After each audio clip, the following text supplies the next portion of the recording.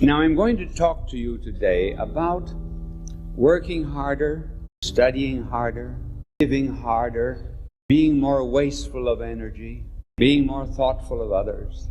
And I'm going to begin by telling you that I was once a victim of a roast. You probably have seen some roasts on television in which someone is made almost the sacrificial lamb and everyone berates him.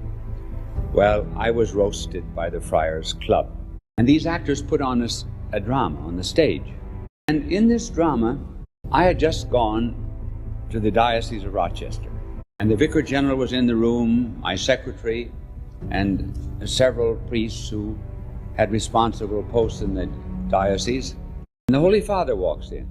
And he looked exactly like the Holy Father, the one who was playing that part. And he went over and he talked to the Vicar General, whispered to the Chancellor, whispered to the other priests, never spoke to me once.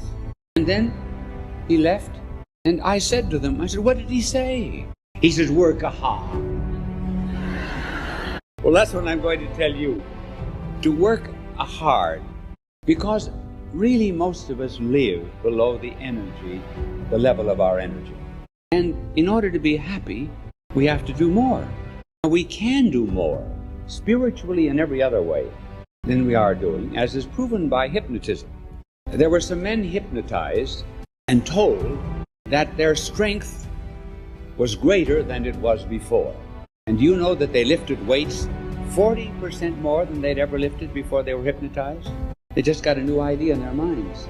And then another group of men were hypnotized and told that the same group.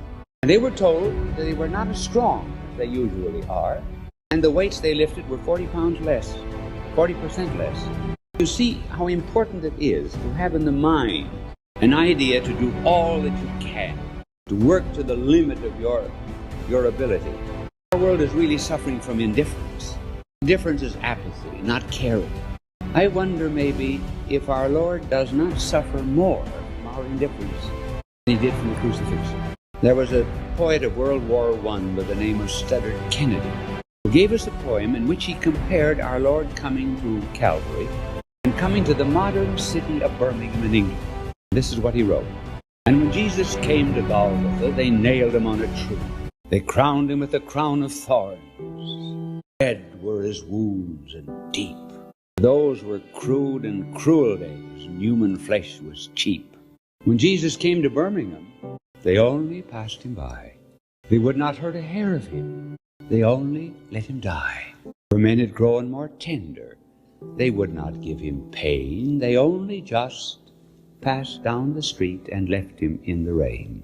And so it rained, the winter rain that drenched him through and through.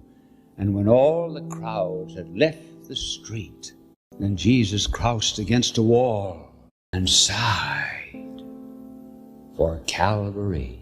In other words, he found the cruelty of Calvary more acceptable than our indifference.